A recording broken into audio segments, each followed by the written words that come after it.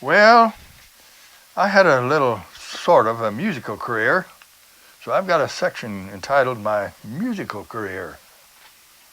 When I was quite young, my mother decided I should take piano lessons. That lasted for 2 or 3 lessons. In school, some of the teachers started the day with all students in the room singing 2 or 3 songs. In high school, Miss Laswell, one of our teachers, tried to teach us some music. The boys didn't cooperate very well. We spent several sessions learning Red Sails in the Sunset and Grandfather's Clock. I was probably about 12 years old when I decided to learn to play the harmonica. That somebody gave me a harmonica, so I got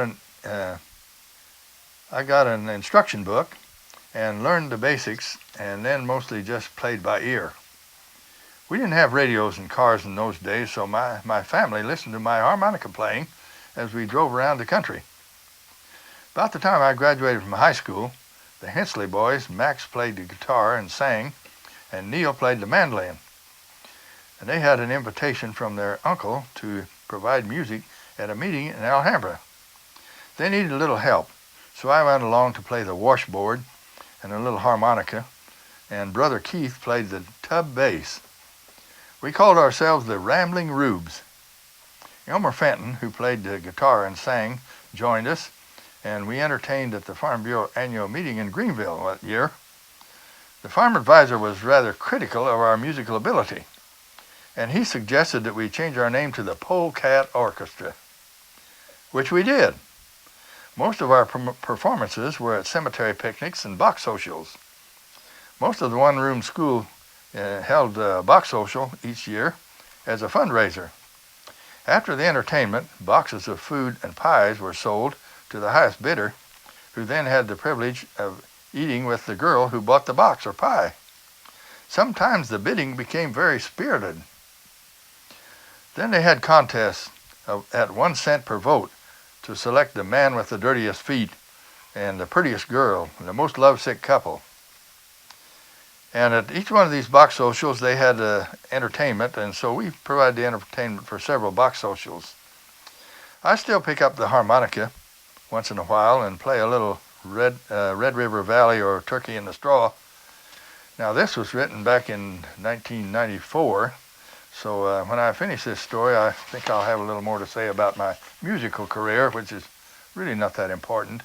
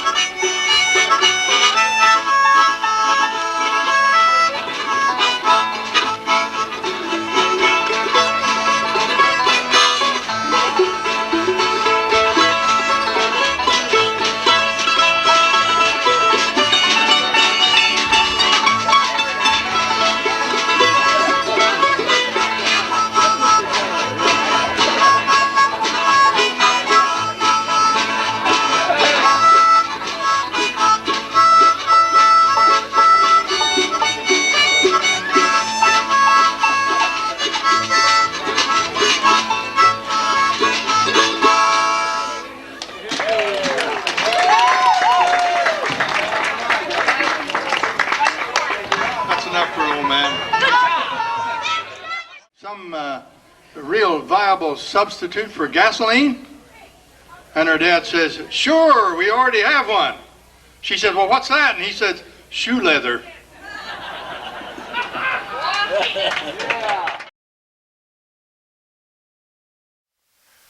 Now this section is about my military career.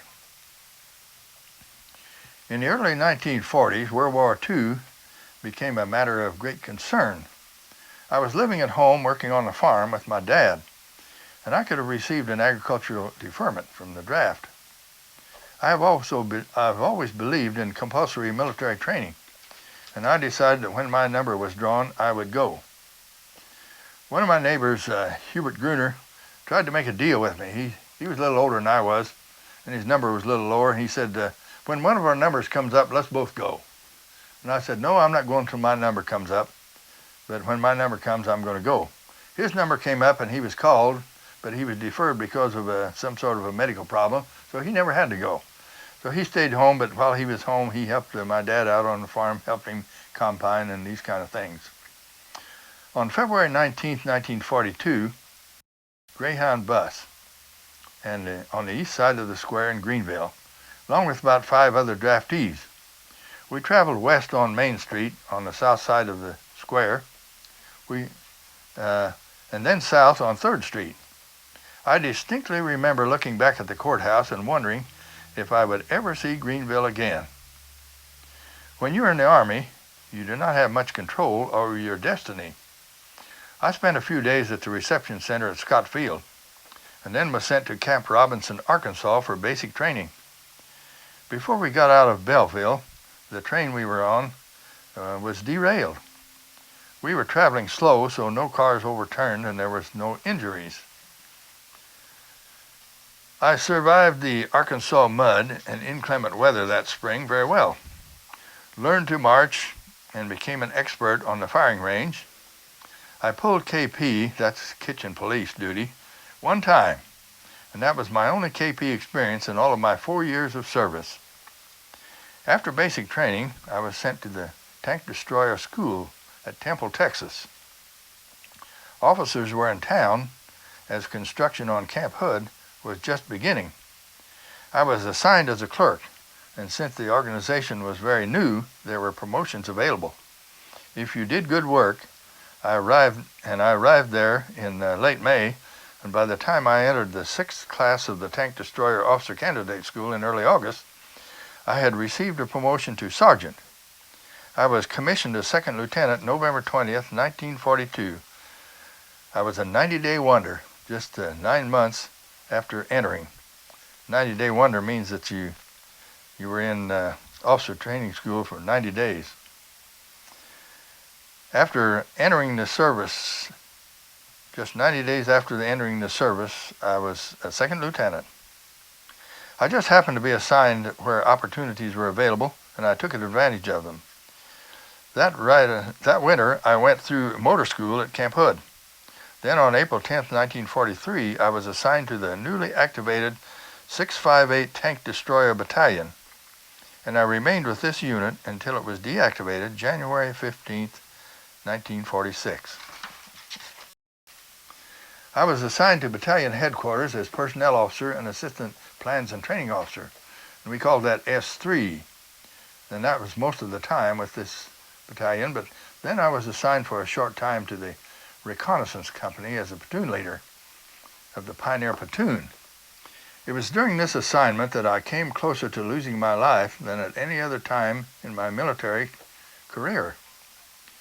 My platoon was repairing targets on the heavy weapons firing range, and 2 trained demolition squad men were making demolition charges to be used on the firing range to simulate enemy fire.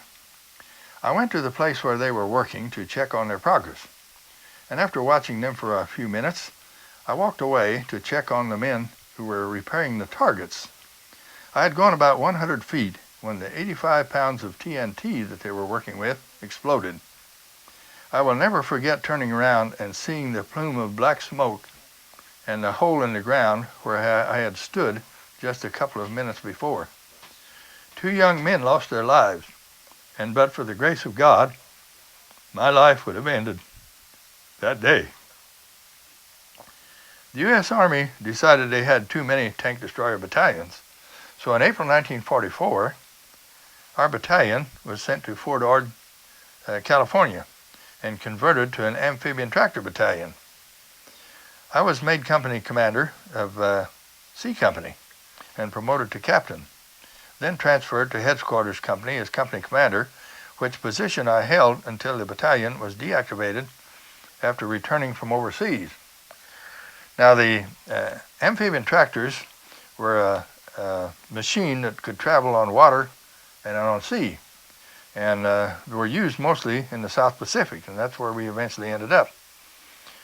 They were propelled by deep grousers on the tracks. They were a full track vehicle, and when you got into the water, the grousers would move the vehicle, and when you got to the beach, why, they just traveled over the beach and could carry troops onto the beach and across the beach, and that was their advantage in the South Pacific. We departed for overseas duty from Camp Stoneman, California, September 22nd, 1944, aboard a converted freighter, the USAT Mormac Sea. It took us 25 days to cross the Pacific, as the ship traveled a zigzag course to lessen the danger of submarine attack. We debarked at Finch Haven, New Guinea, unloaded our equipment, and piled all the large crates in a muddy storage area and awaited orders. 8 days later, when we finally got orders, we reboarded the same ship, which was still in the harbor, loaded our large crates back in the same hold of the ship, and proceeded across a narrow stretch of water to Cape Gloucester, New Britain. For the next 6 weeks, we practiced many things, including the loading and unloading of our landing vehicles by way of the ramp in the front of the ship while out in the ocean. That was a tricky procedure, because they'd let that ramp down and we'd have to position the LVT and then back it up that ramp to get into the hold of the LST. We traveled a lot on those LSTs in the South Pacific. On December 7, 1944, we boarded LSTs for the landing at Lingayen Gulf, Luzon. That was the first landing on Luzon. We sailed into Lingayen Gulf the night of January 8, 1945. Before retiring for the night, I went up on the deck, and it was pitch dark. I knew there were other ships out there, but I couldn't see anything. I went back up on deck early the next morning, and there were ships everywhere.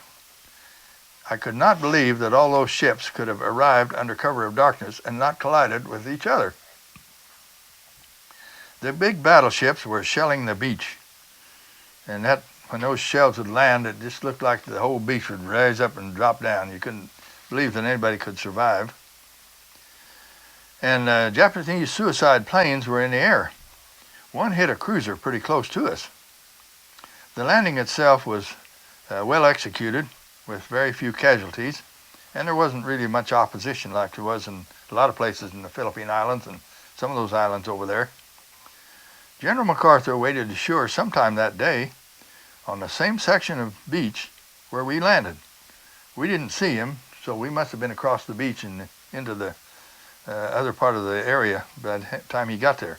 But the picture that we saw showed him landing right in front of a government building. And that's exactly the building we headed for when we landed in the fifth wave.